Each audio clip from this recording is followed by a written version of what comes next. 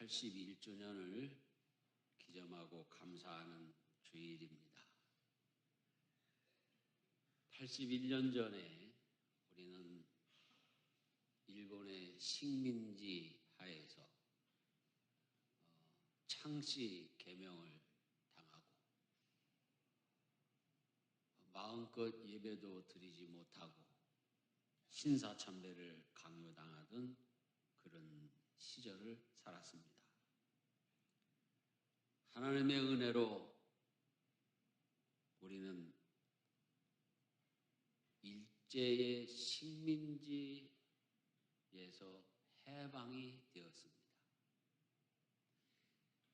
여러분, 우리가 생각 없이 지나가지만요, 일제 식민지에서 해방이 되었는데 해방절이라고 안 했습니다. 뭐라고 했습니까? 광복절이라 했습니다. 왜 우리 선열들이 일제 치하에서 해방된 것을 해방절이라 안 하고 광복절이라고 했을까요? 바로 하나님의 빛이 이 땅에 들어와서 어둠 가운데 있는 이 나라 이민족 위에 빛을 허락하셨다. 빛이 회복됐다. 복음의 빛이 회복됐다. 그래서 광복절이라고 한 것입니다. 오늘 우리 그리스도인들은 이 광복절을 맞이해서 어떻게 나라를 사랑해야 될 것인가? 해마다 반복되는 광복주일이고 비슷한 메시지지만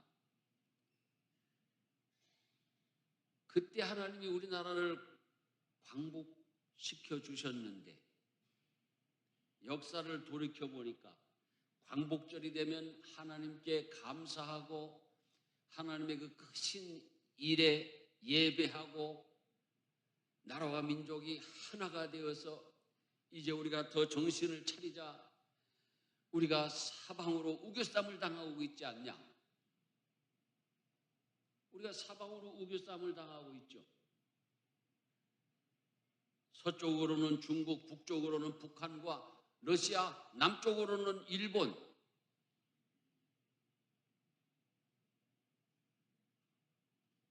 그런데 81년 동안 광복절에 안 싸운 날이 없어요. 안 싸운 날이. 어제도 보니까 그냥 보수단체, 진보단체 따로따로 집회를 하면서 싸워대는지 몰라요. 어느 때가 되면은 이 나라가 하나가 될까? 참 걱정이 아닐 수가 없습니다. 그러면서 문득 어떤 기사를 읽게 됐습니다. 어떤 배우가 아주 전도가 양양한 배우가 있는데 내가 이름도 아는데 얘기를 안 하려고 그래요. 참 전도가 양양한 여배우인데 증조부가 친일을 했다더라 이렇게 되니까 그만 이 배우가 모든 활동을 중단하고 지금 이렇게 내려앉았다. 여러분, 이게 맞는 겁니까? 증조부가 한 걸 가지고 지금 여기까지 갖고 와서 연좌제를 하는 게 맞는 거냐고요? 이 나라가 어떻게 하려고 이 연좌제를 또 발동을 하느냐고요? 그러면요, 우리 할아버지, 증조 할아버지, 고조 할아버지 안 걸리는 사람이 어디 있겠습니까? 참 안타까운 일이 아닐 수가 없습니다.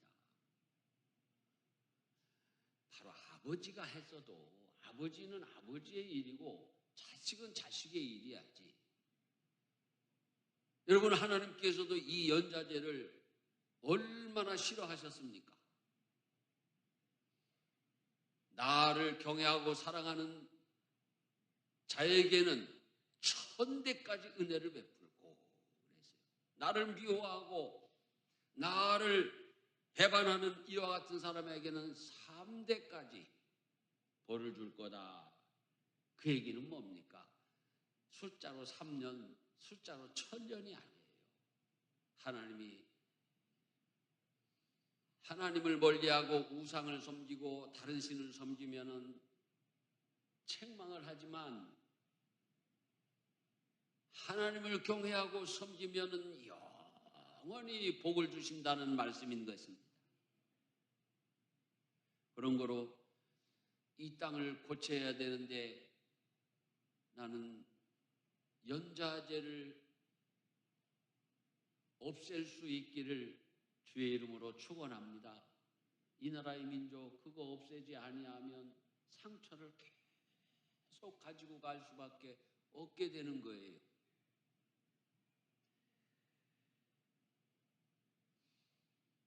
이렇게 갈등이 극심한 이 나라,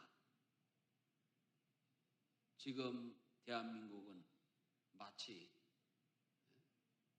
그 화산이 터지기 위해서 부글거리는 그런 형국과 같지 않습니까? 제가 몇 년 전에 일본 가고시마, 규슈, 가고시마 이런 지역을 한번 그 성지순례, 거기도 그 캐토릭이 들어왔을 때 엄청난 순교가 일어났어요. 그래서 거기 초기에 기독교를 받아들였던 그리스도인들이 심지어는 그 뜨거운 화산물에 담궈서 죽여버리는 그런 핍박을 했어요. 거기를 돌아보는 중에 그 가고시마에 그 화산이 있는데 연기가 시커먼 연기가 1년 내내 막 뿜어져 나와요. 그래서 저 언젠가는 터질 것 같대. 그렇겠지. 앞만 봐도 내가 봐도 그럴 것 같아. 그리고 구경을 하고 돌아오려고 하는데 갑자기 그 화산 연기가 막 한 배로 막 올라가는 거예요. 그러니까 막 사람들이 막 비명을 지르고 방송에서 빨리빨리 대피하라고 하고 그러니까 막 뛰는 거예요. 뛰어. 도망가라니까 무조건 뛰어. 여러분 불나도 과감해 뛰어야죠.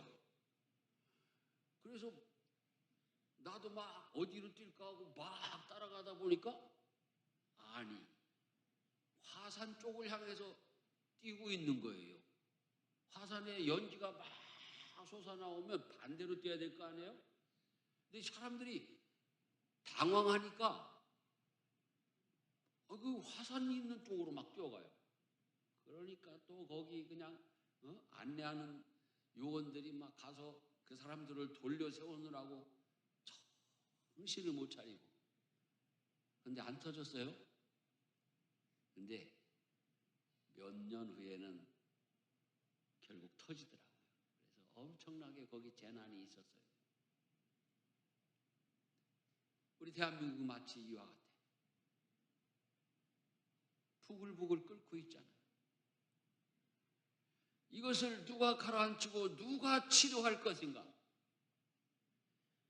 우리 교회와 성도들은 하나님께 기도해서 이 나라를 고쳐주시고 치료하여 주시옵소서. 우리 교회가 이 나라의 민족을 살리는 이와 같은 거룩한 일에 앞장서는 교회가 될 수 있기를 바랍니다. 우리가 나라를 사랑하는 방법은 두 가지 차원에서 생각할 수 있습니다. 사회적 차원에서 나라를 사랑할 수 있고 신앙적 차원에서 나라를 사랑할 수 있습니다. 오늘날 사회적 차원으로 나라를 사랑한다고 하면 정말 아노미 시대가 아닐 수가 없습니다. 혼돈의 시대.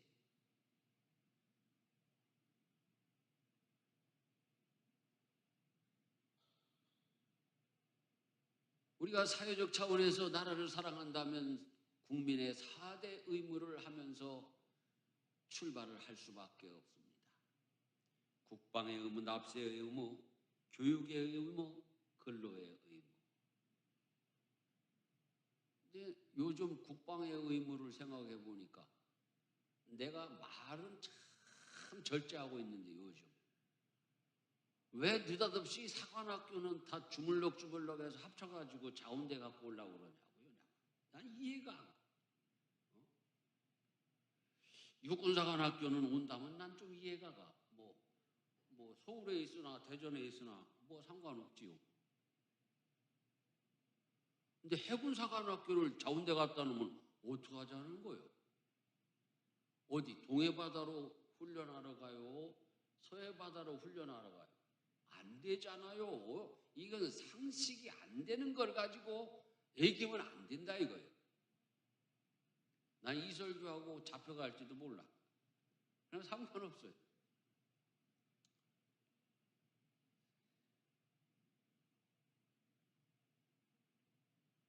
이 국방 문제만 해도 보통 복잡한 게 요즘 국민들이 헷갈리는 거 하나 있어요. 또 느닷없이 종전을 추진한다고 그래요. 아니 어떡하려고요? 나도 종전하는 거 좋아요. 아직도 자주국방, 종전. 근데 핵무기가 없잖아. 우리는 북한은 핵무기가 있고 우리는 핵무기가 없다고요. 그럼 종전하면은 미국 유엔군이 다 철수한다고요. 그럼 핵무기 쏘면 우리 어떡할 건데? 왜 이렇게 상식이 없이 이렇게 마구잡이로 하냐 이거예요. 대칭적으로 북한이 핵무기가 있으면 우리도 핵무기가 있어. 그러면은 가라고 해야지. 우리가 감당할 수 있잖아요. 그런데 이게 대칭이 안 되는데 유엔군이 철수를 하게 되면은 우리는 종전 당사국도 아니에요. 헷갈리는 거거든요. 자, 여러분 여기까지만 해도 우리 교인들 중에는 나하고 생각이 다른 사람들이 있을 수 있어요. 얼마든지 있을 수 있어요. 이 자리에서. 그렇기 때문에 우리는 이 사회적 차원의 나라 사랑은 상식이 통해야 되고 또 하나님이 다스리는 나라가 되게 하기 위해서 기도해야 됩니다. 납세의 의무가 있어요. 제발 세금 좀 받아가라. 정확하게. 집을 팔도 못하게 하고 사도 못하게 하고. 아니 집을 팔아야 양도소득세를 내죠. 집을 사야 취득세를 내죠. 팔도 사도 못하게 해놓으니까 세금을 못 걷어. 그러니까 보유세 해가지고 가지고 있는 거에다가 과세를 세게 한다.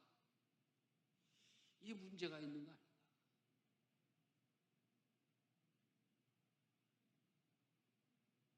교육도 마찬가지입니다.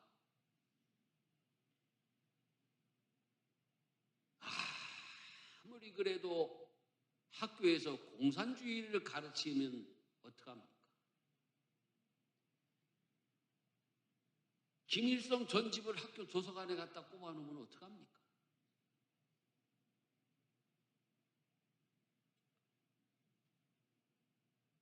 우리가 나라를 사랑할 때 근로의 의무를 말하지 않을 수가 없습니다. 여러분 우리가 일해야죠. 주님도 일하기 싫어하는 자는 먹지도 말라고 하셨어요. 근데 왜 그렇게 태무를 하고 또 하고 하고 또 하고 해가지고 괜찮은 회사들이 다 미국으로 가고 해외로 나가잖아요. 미국 같은 강대국도요. 생산산업을 막 갖다가 유치하려고 목숨을 걸고 하지 않습니까? 목숨을 걸고.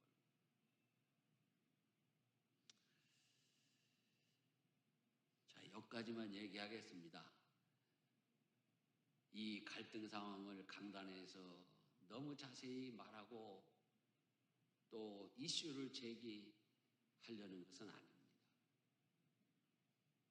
사회적 차원의 나라 사랑도 결국은 우리 그리스도인은 신앙적 차원에서 해야 된다는 것을 명심할 수 있기를 바랍니다. 오늘 사두개인들이 예수님에게 질문을 했어요. 율법 중에서 어느 계명이 큽니까? 예수께서 이르시되 내 마음을 다하고 목숨을 다하고 뜻을 다하여 주 너희 하나님을 사랑하라 하셨으니 이것이 크고 첫째 되는 계명이요. 둘째는 그와 같으니 네 이웃을 내 몸과 같이 사랑하라 하셨으니 이 두 계명이 온 율법과 선지자의 강령이니라 하셨습니다. 오늘날까지 세계 교회는 그리고 우리 교단을 포함해서 이 복음과 이웃 사랑을 50대 50으로 나눠놓고 끊임없이 싸웠어요.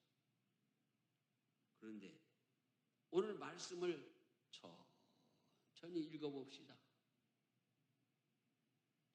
크고 첫째 되는 계명이 하나님을 사랑하는 것. 그리고 그 다음이 내 이웃을 내 몸과 같이 사랑하라는 거였어요. 그러면 예수님이 예를 들어서 네 이웃을 내 몸과 같이 사랑하는 것이 크고 첫째 되는 계명이요. 둘째는 하나님을 사랑하라. 이러셨으면은 그게 맞는 것일까요? 절대로 아닙니다. 우리는 내 이웃을 내 몸과 같이 사랑하려면은 반드시 하나님을 먼저 사랑해야 됩니다.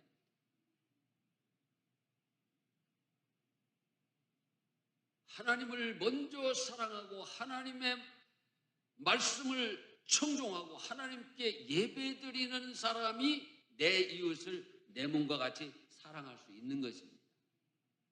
사람은요, 본성이 악하고 죄 가운데 있습니다. 마음속에 악이 있고 죄가 들어있는데 어떻게 이웃을 내 몸과 같이 사랑합니까? 영원히 할 수 없어요. 이 목사의 마음 속에도 내 본능 속에 죄가 있고 악이 있어요.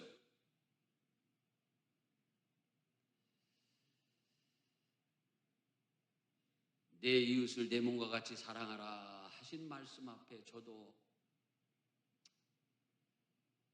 간증 아닌 간증, 하나의 옛날 이야기를 잠깐 해보려고 합니다. 언젠가는 한번 한 적이 있어요. 저는 이 먹는 일에도 그리 욕심이 없습니다. 양도 작고. 그렇지만 내가 지금 먹고 있는 그 무엇이 있으면 그걸 굉장히 귀하게 여깁니다. 그게 뭐 야채가 됐든지 뭐 찬밥 한 숟갈이 됐든지 그거는 목회하면서 생긴 습관이에요. 제가 전도사 때 어느 날 보니까 목사님 사모님이 교인들이 선물로 준 속꼬리를 자실 수가 없어요. 안 좋아하는 거예요.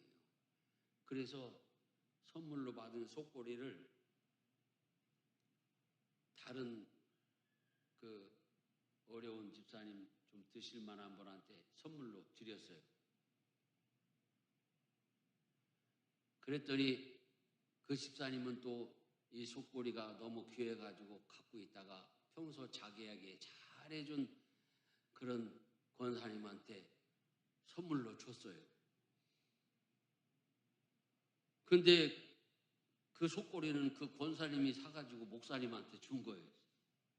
한 바퀴 도는 거예요. 여러분, 그런 일이 가끔 있죠? 나도 옛날 몇 년 전에 어떤 사업하는 사람이 나한테 사과를 한 상자 줬어요. 명절날. 열어보니까 푹 골았어. 어떻게 된 거야 이게? 돌다가 고른 거예요. 그래서 저는요, 성도들이 야채가 됐든지 뭐가 됐든지 나에게 가져오면은 내가 그것을 끝까지 먹습니다. 근데 신혼주에 우리 사모님이요, 내가 맛있게 먹고 막 그러면은 그게 귀하고 좋은 건 줄 알고 그걸 다 가져다가 막 교인들을 주는 거예요. 그래서 내가 막 싸워댔어요. 건들지 말으라고. 그러고도 웃기는 거예요. 내가 강아지인가? 여러분, 강아지가 어떤 때 멍해요? 아무리 주인이라도 집 앞 그렇게 손 이렇게 되면 웅 하잖아요. 내가 강아지인가? 내가 생각해도 웃기는 거예요. 그렇지만 그런 어떤 합리화를 하고 있었는데 그것까지도 어느 날 하나님께서 작정하고 보내셨는지 우연인지 한 나그네가 와서 고쳐줍디다. 어느 날 아이들이 선교원에 행사가 있다고 아내가 혼자 식사하실 수 있어요. 그래서 그럼 뭐 라면 끓여 먹지 뭐. 그리고 생각해 보니까 라면 먹기가 싫어요.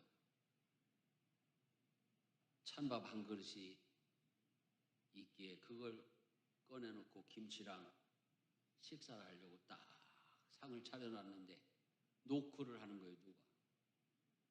그래서 열어보니까 남루한 아저씨가 지나가는 나그네인데 밥 좀 한 숟갈 좀 얻어먹을 수 있을까요? 그래서 들어오세요. 그래가지고 찬밥을 그거를 한 그릇을 반을 딱 갈라가지고 그분을 드렸어요. 이 아저씨가 얼마나 시장했는지 내가 한 2숟갈 정도 먹었을 때 이미 그 덜어준 밥그릇 반 그릇을 싹 먹어치웠어요. 그래서 더 드시라고 그러면 또 내 밥 반 그릇 반을 또 덜어서 드렸어요. 맛있게 드시고. 근데 나도 참 그때 쪼잔하죠. 다 줄 걸. 일하다가 이거 반에 반 남은 것도 못 먹게 생겼네 하고 나도 막 퍼먹었어요. 아니 그러고 그분이 워낙 맛있게 드시니까 갑자기 그 찬밥이 엄청 맛있는 거예요. 그렇게 해서 같이 식사를 하고 가시면서 혹시 안 입는 잠바 있으면 좀 주시면 안 될까요? 그래서 그 딱 하나 잠바가 있었어요. 내가 원래 잠바가 안 어울리거든요. 그래서 그냥 비상용으로 하나 사놓은 거예요. 그 잠바를 입혀서 보냈어요. 그리고 벌써 30년이 지났는데 그 일을 가끔 생각을 합니다. 내 속에는 아직도 다른 내가 있다. 강단에서는 천사의 말을 하지만 찬밥 한 숟갈 나눠 먹을 때 내 속에 내가 있다. 하나님 없이 어떻게 인간의 생각과 인간의 마음을 가지고 내 이웃을 내 몸과 같이 사랑할 수 있습니까? 없습니다.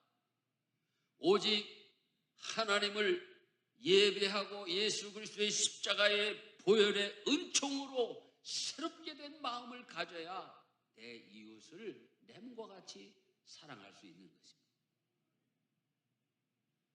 그래서 하나님을 바르게 뜨겁게 사랑하는 것이 진정한 나라 사랑인 것입니다. 여러분, 국방의 의무도 하나님을 사랑하는 정신이 제대로 된 사람이 나가서 해야지 나라가 보존되는 것입니다. 여러분, 우리 대한민국은 KF-21이라는 전투기를 만들어서 지금 양산하고 수출한다고 그래요. 초음속 전투기. 거기에다가 페인트만 레이더에 안 잡히는 그런 도료를 하면은 스텔스 전투기가 된다네요. 얼마나 대단합니까?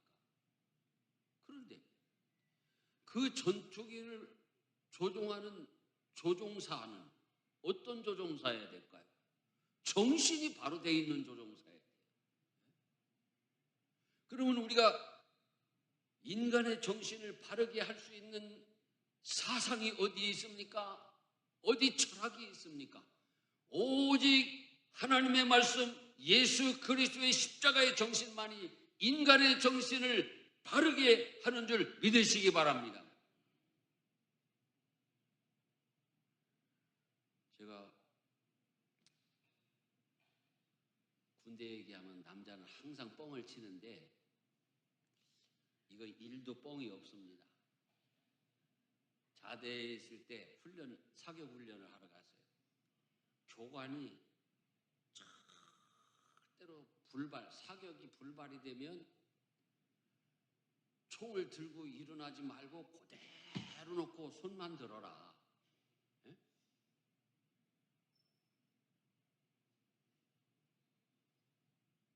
그리고 사격을 했어요.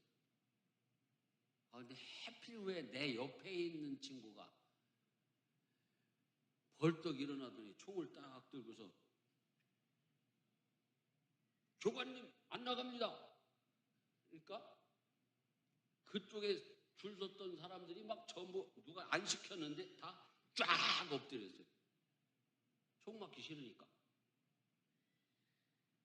교관도 납작 엎드리고. 그래가지고 교관이 겨와가지고 그 총을 딱 잡고서는 그 사람을 발을 걸어서 넘어뜨렸는데 그 순간에 총이 하늘을 향해서 땅 하고 나갔어요. 작은 소총도 그런데요. 전투기를 정신 나간 사람이 몰면 되겠습니까? 잠수함을 정신 나간 사람이 운행하면 되겠습니까? 정신이 바로 돼야죠. 국방의 의무를 하든 납세를 만지든 교육을 하든 노동을 하든 정신이 바로 돼야 돼. 그 정신 바르게 할 수 있는 것은 십자가 정신, 예수 정신밖에 없습니다. 그래서 우리가 나라 사랑, 진정한 그리스도인의 나라 사랑은 하나님을 경배하고 하나님을 사랑하고 하나님의 말씀을 청종하는 데 있는 것입니다. 오늘 광복 81주년을 맞이해서 우리 교회와 성도들이 진정 나라 사랑은 하나님 사랑에 있는 줄 믿으시고 하나님을 청종하면서 사는 우리 교우들이 되시기를 축원합니다.